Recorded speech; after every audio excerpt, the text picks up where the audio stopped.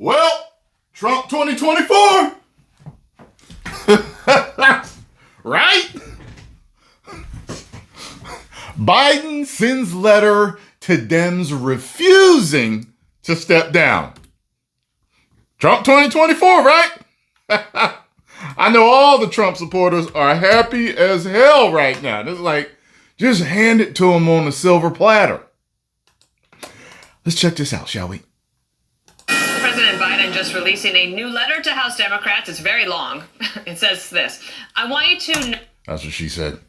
Know that despite all the speculation in the press and elsewhere, I am firmly committed to staying in this race, to running this race to the end, and to beating Donald Trump.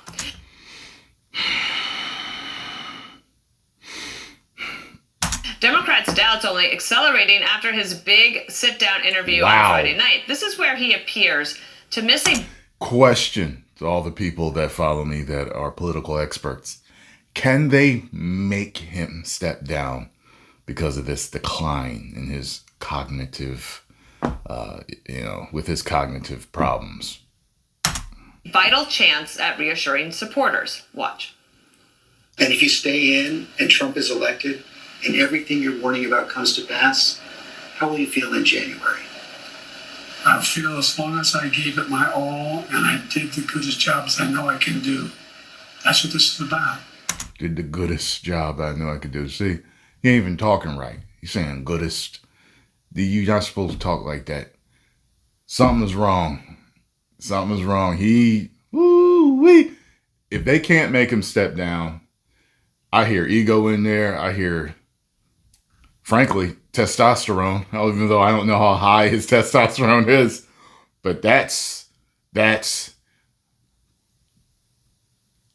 I feel like he's making a mistake talking like this. You know what I'm saying? Like, one thing you got to know as a man is when to swallow your pride, when to think critically about certain things. Like, for example, I know there's certain things that I can't do right now, even though I'm a little older. I can do almost everything that I put it this way. I can do everything that I could do when I was younger. I'm just not as good at it. You know what I'm saying? I'm not at a point where there's nothing that I could, you know what I mean? But I know that, okay? Can I get to the point to where I can? Yes. Yes, I'm at an age where I can definitely get it all back again. It's a little different here, okay? Look, y'all know I'm into natural medicine, okay?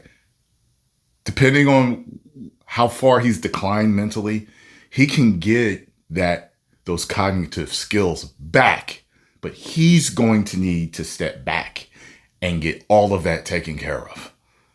You know what I'm saying? He can't just keep going and just, because one day it's going to rear its head real ugly during something live that they can't edit, and it's going to be like, whoa. You know what I'm saying? Campaign advisors. And it's been rearing its head like that. Have their work cut out for them. And joining us now, former George W. Bush speechwriter Marc Thiessen and former Hillary Clinton advisor Philippe Reines. Philippe, I got your thoughts here about party unity and that being important and everybody sticking together. But I do really have to ask you, you've been around a long time. The Democrats are not just asking for President Biden to win an election. They're asking for him to serve for another 4 years as commander-in-chief, the leader of the free world. Are you comfortable that Joe Biden has the capacity and the ability to be the commander-in-chief for the next 4.5 years? He's actually become a meme. And becoming a meme in this society now can be good or it can be bad.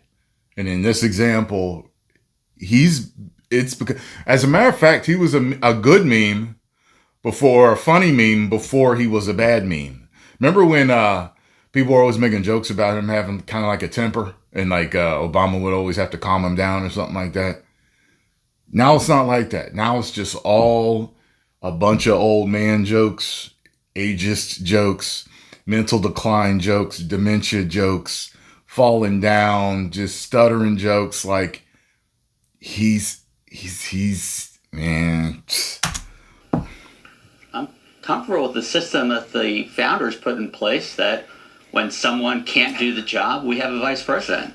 That might sound trite, But, I've noticed that no Republicans, despite... It's nuts because even if he did beat Trump, could beat Trump, if he did, there is going to be a point in that next 4 years where Kamala would be made president. Personally, if I was a woman, I wouldn't want to become president in that way. I'd want to run and beat whoever my opponent was to win. Despite saying that the guy has lost it and shouldn't be president starting January 21st, 2025, have said that he should leave right now. I mean, if Mark is called for it, I haven't seen it. Maybe he does now, but it seems to be... There's been a few out of hundreds, and including your nominee. Yeah, and it's to me, it's just inconsistent. I just have to say, it's just striking to me that you'll have somebody inside the White House, Mark, tell Axios, the reporter we just had on, that President Biden is only dependably engaged from 10 a.m. to 4 p.m. every day. And remember the famous 3 a.m. phone call ad? I know, Philippe, you remember that ad from 2016. Yep. I mean, these calls and the weight of the world, it's on the shoulders of the president at all times. And so I do think that this is a valid question, regardless of him saying, I'm going to stay in and I'm going to win. But then the next 4 years, you think you can do this? Yeah, I think my friend Philippe would not look into the camera and say that he believes that Joe Biden will be president in 4 years from now if he wins re-election. There's no chance in hell that Joe Biden will be sitting in the Oval Office 4 years from now if he were to win this election.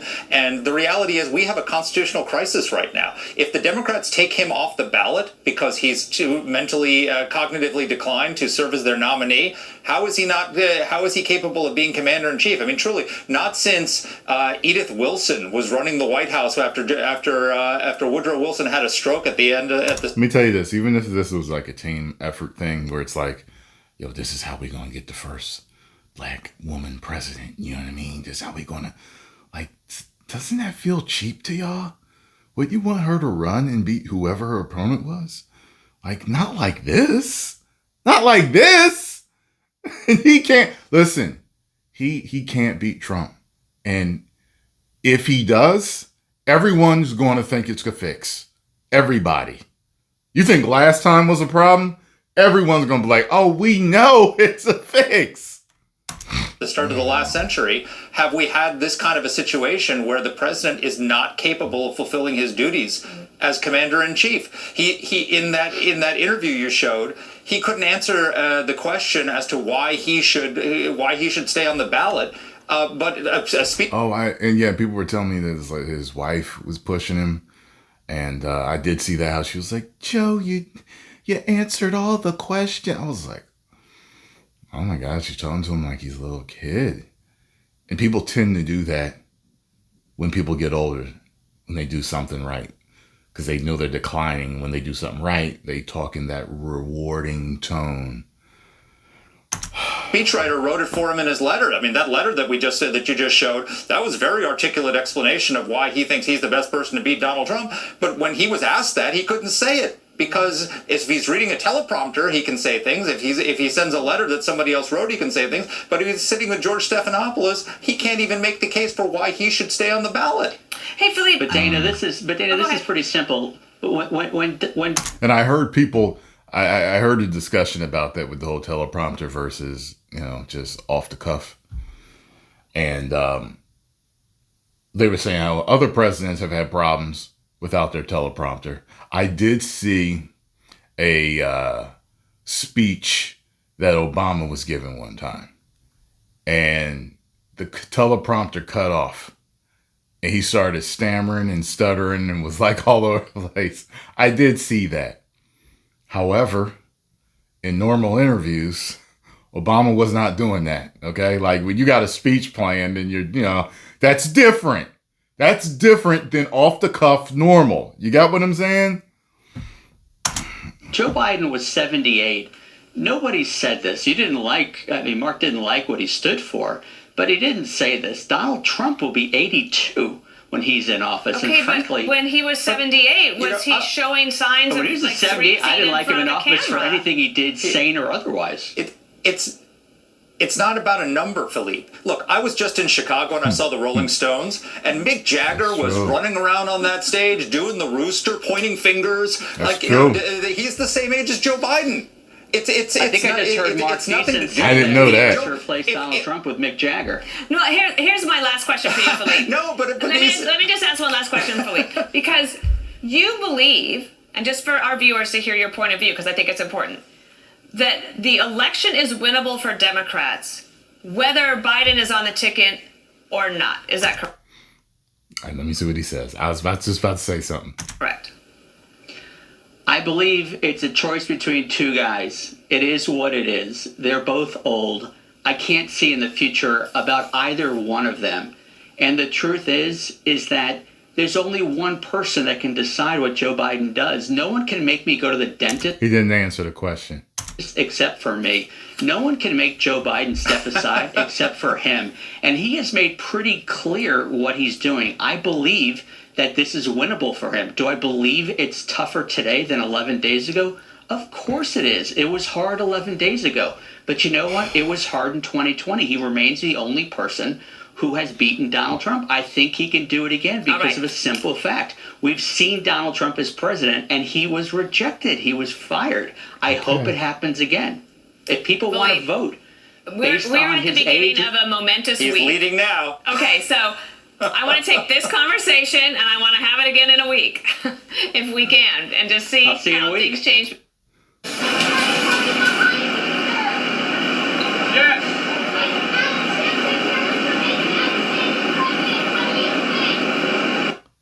Didn't answer that. Defying Joe Biden, insisting he's not going anywhere, but tell that to some members of his own party and the media. One op-ed even arguing it's time to get used to the idea of President Harris. David Cohen is a political science professor at the University of Akron, Ohio. He joins us right now. Professor, good morning to you. Hey. Man. Well, let me know what you all think. Do you think he can beat Trump? Do you also think it's maybe a team effort, like I said, maybe? Okay, yeah, keep him running. But no, it's like, I can't even, it doesn't make sense. I can't see him beating Trump. Like, what is, people all over, the main Democrat talking heads have lost faith in him. How can he beat Trump? And how can he not know that? And this is him refusing to step down is further proof of his cognitive decline, I think. I don't think it's ego. I think he just truly, really thinks he. You know how they, people will tell you don't worry about the people that, shouting, I'm crazy. I'll tear this whole place up. I'll kill everybody in here. Don't worry about them. They're not really crazy. The real crazy people don't know they're crazy. And you'll know them when you meet them. We all have met at least one person like that in our life where we're like, something is seriously wrong with dude. Like, something's off real bad. You know what I'm saying? So while I don't think Biden's crazy, I think it's the same thing with cognitive decline. I think that a lot of times you just don't see it. They can't see it.